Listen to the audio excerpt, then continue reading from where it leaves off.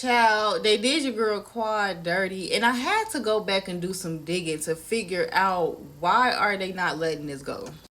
So I remember there was a party, and her and the girls, they wasn't as close. It was like a riff, and she was saying how she had to go back to her sister circle, and she believed in sisterhood again because she didn't with this group. Now looking at that, I'm like, okay, well, I can see why they feel some type of way until I remember how the reunion went. Quad and Greg was going back and forth on the whole physical altercation and physically hitting each other. They both admitted that they both played a part into it, but Quad was saying like he was dragging me on the floor, he was kicking me, etc. These are all alleged. And Mariah, Toya, and I think Simone, but don't quote me on Simone, but I do remember Toya and Mariah saying, nah, don't say hit, don't put that on that man, you don't know. But even Andy stepped in like, wait a minute, no, Greg came on here and said he did that. Quad was agreeing, they both did the same things, they both was nodding their head, and they even played the clip back.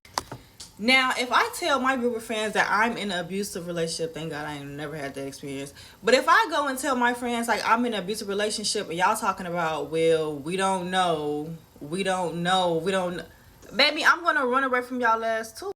I feel like the sister circle took her word for it and comforted her instead of arguing back and forth, wanting details, wanting receipts, blatantly not acknowledging that he admitted that he did do that. Why would I want to be around y'all either?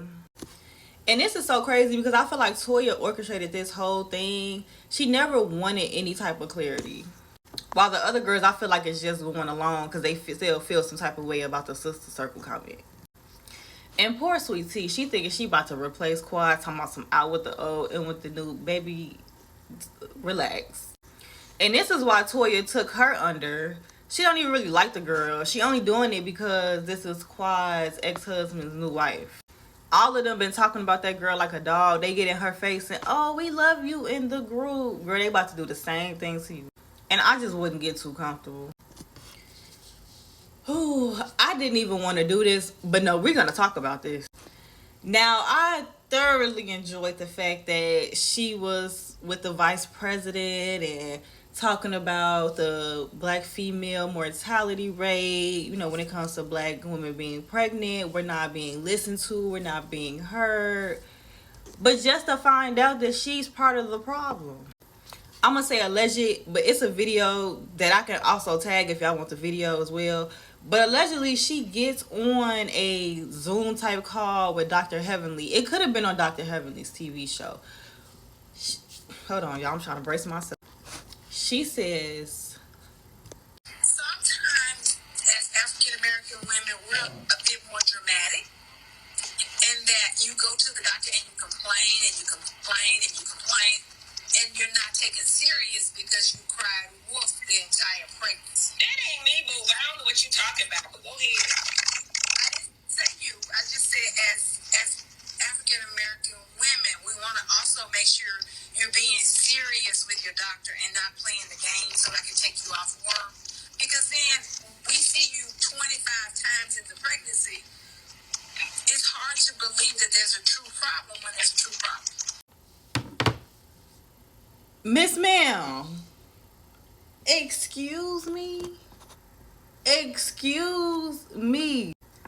I have no words for the blatant dismissiveness. Like, I don't even know if dismissiveness is a word, but the fact that you think that women are coming in complaining, making it seem like it's not that big of a deal, just like other doctors and nurses do, because you want to get out of work. It's not like they paying you to take off work. That's a whole other issue in itself. So it just doesn't make sense to me. And then talking about cried wolf. So that's why we're not getting the care and we're dying 3 times more likely because we're crying wolf. Yeah, Vice President should have did her homework before she invited this woman on there. But let's continue. When it comes terms of Dr. Simone, I think she fall into that group of just feeling some type of way about the sister circle, because she said she could be cordial with her. I feel like Dr. Jackie could be cordial. I feel like Dr. Heavenly, which we're going to talk about her next, can be cordial. The only person that really don't want to be in the same room is Toya. It's so crazy how that last part where they told Quad to leave, she never looked up. She kept her head down because she knew she was wrong. What do Quad need to use you for? Let's be for real. What do she need you for? She got her own personality. She has her own storyline. She has her own career. What is she using you for? And you personally know, allegedly, of all the hardships, including her losing somebody in her family. You knew all that was going on, and this is what you want to talk about? This is the type of friend you don't want. This is the type of friend you do not want. I mean, she talk about everybody on the show. That's what she's known for. But to have you thinking that this is your friend, child, bye. And she pretty much told on herself the last episode. She said this is not for Quad to get any type of closure. So if you don't want Quad to get any type of closure, you brought her out there to put her in an uncomfortable situation. Then tried to gaslit her, saying, well, she didn't get a welcome party like nobody else.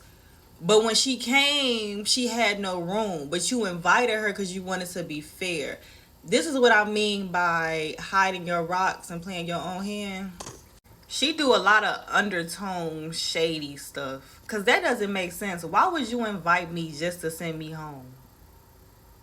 I could have just stayed home.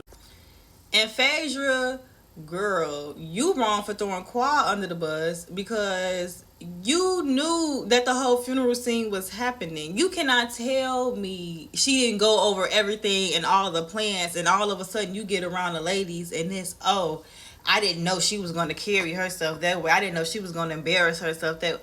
Girl, you knew exactly what she was going to do. That's why you came dressed with your butler ready to play the part with her. And I can tell she's not going to be on this show very long. If she's doing stuff like this, trying to help throw Quad out just to secure her spot, I don't see it happening. We don't know nothing about her. We don't know what's going on with her life. She has no storyline other than bringing the original member who was there since season 1 to events. I don't get the point. At the end of the episode, they did ask about a relationship that she's no longer in, but they didn't question her about a new relationship that she's currently in. It's like they saving her. It's giving boring. I was a little excited when she first came on the show, because I'm like, she's TV, but she's not giving TV. She's giving the friend on the show. But am I shocked? No, because y'all did the same thing to Kenya on Housewives of Atlanta. I'll see y'all next week. What y'all think about this? And make sure y'all follow my YouTube, Dark Skin Queen 2.0, where I post 3 to 4 videos a day. Yeah, let's get it.